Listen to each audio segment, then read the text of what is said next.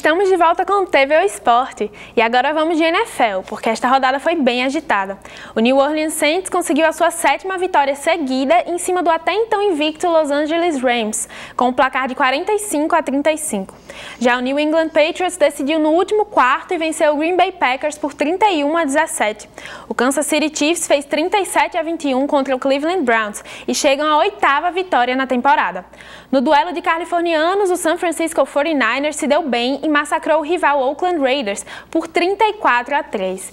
E aí, Letícia, depois de 4 anos, o Aaron Rodgers e o Tom Brady finalmente se enfrentaram, né?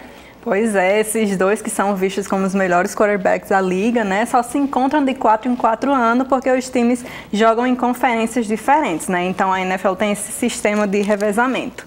Mas para quem acha que esse jogo ia decidir, né, quem é o melhor, a gente tem que analisar um pouco mais a fundo, porque um jogo em equipe não é decidido pelo individual. E esse jogo foi um exemplo disso. A gente viu um time do Patriots muito superior, como vem sendo faz muito tempo, e um time do Packers que não soube responder, principalmente ao jogo da corrida do Patriots, né? A defesa do Packers é bem frágil e vem perdendo alguns jogadores de seu elenco, principalmente por erros que eles cometem na temporada, né? Principalmente nos jogos passados. Nesse jogo, estava empatado em 17-17 no último quarto, e foi aí que o Patriots conseguiu virar quando um jogador do Packers sofreu um fumble, né, e perdeu a posse de bola. A gente sabe que o Aaron Rodgers é um jogador muito decisivo, principalmente no final do jogo, né? Então, perder uma posse de bola assim, como também aconteceu na semana passada, muda toda a estrutura. E aí os Patriots conseguiram sair com essa vitória de uma forma bem fácil. Mas em termos assim de estatística dos dois, o Tom Brady terminou com 294 jardas, um touchdown e nenhuma interceptação, e o Aaron Rodgers conseguiu lançar para 2 touchdowns, 259 jardas e nenhuma interceptação. Então a gente vê que foi, assim, no duelo de quarterbacks equilibrado. A gente pode dizer que o Aaron tá levando o time nas costas? Ah, mas pode dizer com certeza, e ele vem levando faz anos. Eu acho que o Packers é a estratégia da equipe, assim, da comissão, de quem contrata a gente tem o Aaron Rodgers, então a gente não precisa se preocupar, porque realmente eles não investem no resto do time para cercar ele de talento de verdade. Inclusive, o jogador que sofreu o fumble na semana passada, o Ty Montgomery, já foi trocado no dia seguinte, e é assim, uma direção meio apática, sabe? Eles acham que por ter aquele jogador tá tudo certo. Já basta, né? Uhum. E esse jogo aí, o New Orleans Saints contra o Rams, pode ser uma decisão de conferência, né? Foi um jogão aí. Pois é, um jogão, e eu acho que esse resultado mostra que os Saints realmente são um dos times que pode chegar aí no Super Bowl. O time está bem completo esse ano e eles estão contando com ótimas atuações do quarterback, né, o Drew Brees, que já é um veterano, mas continua no mais alto nível. Inclusive, esse ano ele até quebrou o recorde de mais jardas jogadas na história da NFL, que era do Peyton Manning, agora é dele, mais de 71 mil. Então, a gente vê que o time está realmente fortalecido e encarou, né, o único time que ainda estava invicto. Então a gente, como você bem falou, pode ver uma final de conferência aí. Não foi um jogo fácil. Os Saints, eles abriram uma diferença, né? Até o intervalo eles abriram uma diferença de 35-14, mas deixaram o Rams chegar. Só que aí eles tiveram, né, a qualidade para virar esse resultado e realmente conseguir a vitória em casa. Então, pode dizer que o Saints é uma ameaça na conferência? Ah, com certeza. Pois é, outro jogo, você falou aí do Drew Brees, mas uma pessoa que está indo muito bem, inclusive um dos principais nomes para MVP é o Mahomes, né, do Chiefs. Isso, o Patrick Mahomes, que dessa vez encarou o Cleveland Browns do Baker Mayfield. Eles já se conhecem, já foram até da mesma equipe universitária, já se encontraram na universidade, o Texas Tech e o time do Baker. O Baker saiu vitorioso naquela ocasião, mas dessa vez o Chiefs mostrou que realmente é o time superior. O Mahomes, ele teve um jogo assim excepcional em que ele montou mais ainda a sua campanha para MVP, né? Lançou para mais de 300 jardas, 3 touchdowns. Então, eu acho que na disputa por esses dois, o Patrick Mahomes está bem aí na frente. Bacana, né? Agora, mudando de assunto, o Campeonato Estadual de Futebol Feminino deveria ter acontecido ainda no mês de setembro, mas já foi adiado por 2 vezes. A promessa da federação é que inicie no dia 15 de novembro. Diante disso, nossa equipe foi tentar entender essa situação e você confere agora na matéria de Milka Moura. Nada de descanso. A tarde de sábado foi dia de suar a camisa. Muito treino e preparação para o Cruzeiro de Macaíba, um dos 3 times que irá participar do Campeonato Estadual Feminino de Futebol. O Cruzeiro estreia no campeonato no dia 15 de novembro, mas já vem se preparando desde muito antes disso. É que o campeonato, que iria acontecer em setembro, sofreu alterações nas datas. O Campeonato Estadual Feminino foi marcado inicialmente para o dia 23 de setembro, mas uma nova data foi definida e ele ficou para o dia 14 de outubro, sendo adiado mais uma vez.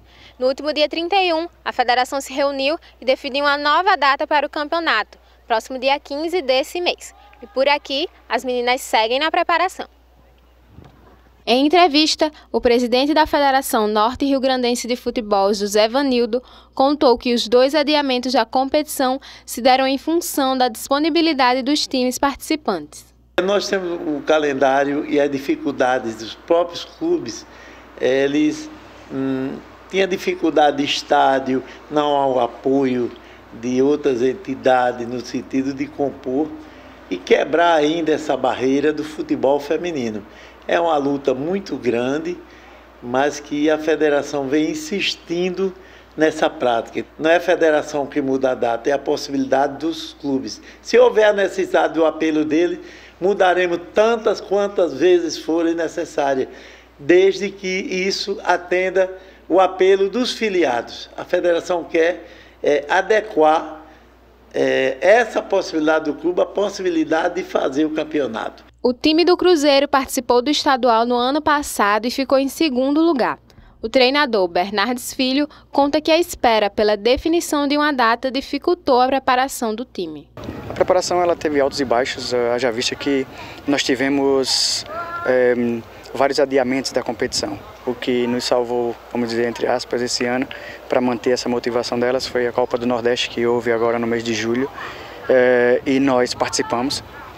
Depois dessa competição, houve outro adiamento do estadual e, graças a Deus, agora vai se concretizar a realização do estadual, que começa dia 15 de novembro. E agora, finalmente, com a nova data definida, as expectativas só crescem. É o que diz a capitã do time, Tutu. A partir do momento que acabou, né, a edição 2017, a gente já começou a pensar e planejar esse ano. E aí a equipe vem há cerca de um ano e meio, mais ou menos, pensando nessa competição. Nós participamos de até outras, mas o foco principal é o estadual 2018. O time está bem fechado, está bem articulado, está muito bem projetado. A gente já está com o grupo fechado desde o ano passado, né? Então o entrosamento está bem fortificado em relação a isso. As expectativas são bem positivas e eu acho que a gente tem tudo para fazer um bom campeonato. E até lá, todo mundo continua focado no objetivo. Pois é, uma pena, né, a gente ficar sem definição e até um pouco estranho isso que o José Vanildo disse, né, Letícia? Eu acho que é um certo descaso, na verdade, porque por essa matéria a gente vê que existem 2 narrativas, né? A dos clubes que vem se preparando para essa competição, que vem sendo adiada, e a da federação. Não é de setembro que a gente vem falando sobre o futebol feminino, sobre o campeonato do futebol feminino, e eu acho que para a federação ser mais organizada, isso já deveria ter sido definido há muito tempo atrás, até porque a gente já vem falando sobre isso, né? Tá uma grande confusão ali, né? A gente não está entendendo muito bem o que está acontecendo e esse campeonato já era para ter acontecido, então fica aí essa dúvida, né? Se ele já estava marcado, por que é que foi adiado tantas vezes, né? Dizendo que tem outras competições acontecendo, que não poderia ter esses mesmos jogos acontecendo simultaneamente. Exatamente, outras né? competições. Até diferente do que ele falou para Milka, porque ele nos contou que teria sido adiado diversas vezes por causa de outras competições. E agora ele diz que foi adiado pelo pedido dos próprios clubes, né? Ou seja, as ações não batem, né? Desde a última vez que entrou em contato com ele, foi essa outra desculpa que ele deu quando você ligou para ele, apurou essa questão, e agora já mudou totalmente a versão, e o próprio treinador do clube também contou outra história. Então tá bem complicado isso aí, confuso, né? Pois é, né? É uma pena. A gente espera que se resolva e que a gente possa ter o nosso campeonato estadual feminino. E a menos de 6 rodadas para o fim da Série A do Brasileirão, o Palmeiras bateu o Santos em Clássico Paulista. O jogo foi marcado por erro do goleiro Vanderlei. O Verdão fez 3-2 e se manteve na ponta da tabela com 5 pontos a mais que o segundo colocado. O vice-líder, Internacional, venceu o Atlético Paranaense em um jogo cheio de reviravoltas. O time B deu um pouquinho de trabalho para o Colorado, que no fim saiu com a vitória por 2-1. São Paulo e Flamengo fizeram um confronto direto, onde o tricolor paulista esteve à frente do placar por 2 vezes, mas acabou empatando com o rubro-negro por 2-2. E quem agradeceu foi o Palmeiras. Pois é, né, Thaís? Agradeceu e conseguiu sair, veio da derrota na Libertadores, mas conseguiu a vitória agora. Foi uma derrota, né, na Libertadores, algo muito triste para o Palmeiras que vinha tentando, né, essa competição, mas que acabou em frente ao Santos, que era um adversário grande, né, um clássico, mas acabou conseguindo essa vitória. Começou bem o jogo, entrou bem dentro de campo, foi pro ataque, para cima do Santos, e logo ali no comecinho conseguiu um toque de bola rápido, né, com o Jean vindo da lateral, tocou para o Borja, que chutou para o gol, e aí o goleiro Vanderlei acabou espalmando para dentro da área, e o Dudu chegou fazendo o gol, né? Ali a gente pode dizer que não foi uma falha, né? Mas logo à frente a gente viu uma, né? E o Vanderlei não costuma falhar assim, né? Com certeza. Aí logo em sequência o Palmeiras conseguiu um cruzamento de bola na área, deixaram mais uma vez o Edu Dracena livre ali para cabecear e fazer o segundo gol. E o primeiro tempo foi um pouco tranquilo, o Santos teve algumas chances, mas nada muito claro. Agora no segundo tempo, o Santos fez algumas mudanças e conseguiu, né, ter um pouquinho mais de ataque, um pouquinho mais de posse de bola. O Palmeiras parece que sentiu um pouquinho também o cansaço de vir de bastante jogos, né? E aí acabou que levou o empate e ficou um pouco assustado até pela perda na Libertadores, acabou sentindo, mas ali numa falta perto da área o Vitor Luiz acabou acertando um chute, né, um belo chute, mas que acabou desviando na barreira e o Vanderlei acabou falhando um pouquinho, né? A gente viu ali que não poderia... foi a noite dele. Exatamente. Não era uma defesa fácil, mas dava para ser defendida, né? E ainda teve a confusão do final com o Davidson, né? Fez uma dancinha ali da vitória. Pra variar, né? Os jogadores não gostaram muito. A torcida também. O Davidson aí gerando algum tipo de polêmica, né? Ele até já brincou dizendo que ele tem um chip, às vezes, que sai um pouco fora do lugar. E a gente... Só pode ser. E a gente acaba acreditando, porque ele acaba fazendo esses lances que ninguém acredita e acaba ficando feio até para ele mesmo. Outro jogão da noite foi o São Paulo e Flamengo, né? Um jogo espetacular. Não, foi um jogo incrível do começo ao fim, né? O Flamengo conseguiu encontrar mais jogadas, né, em toques de bola muito rápido. Apesar disso, São Paulo, apesar das dificuldades, acabou encontrando também alguns ataques. São Paulo saiu na frente com o gol do Diego Souza, numa bola ali dentro da área que acabou sobrando para ele. Mas o Flamengo logo em seguida acabou fazendo com o Uribe. Foi um jogo muito rápido, de muito movimento. E aí o São Paulo acabou no segundo tempo trocando um pouco, né, o time, que veio com 3 zagueiros. O técnico decidiu mudar, colocou o Elinho, que é um jogador jovem de 18 anos, que teve uma noite brilhante, acabou acertando um chute de fora da área maravilhoso. Para um garoto de 18 anos, acabou vindo com bastante confiança e isso é bom para o São Paulo, né? Mas o Flamengo insistiu e mais ali perto do final conseguiu fazer o segundo gol e quase com o Vitinho acabou virando. Né? Aquele lance, não dá para deixar passar. O Vitinho deixou passar esse lance, né? Infelizmente.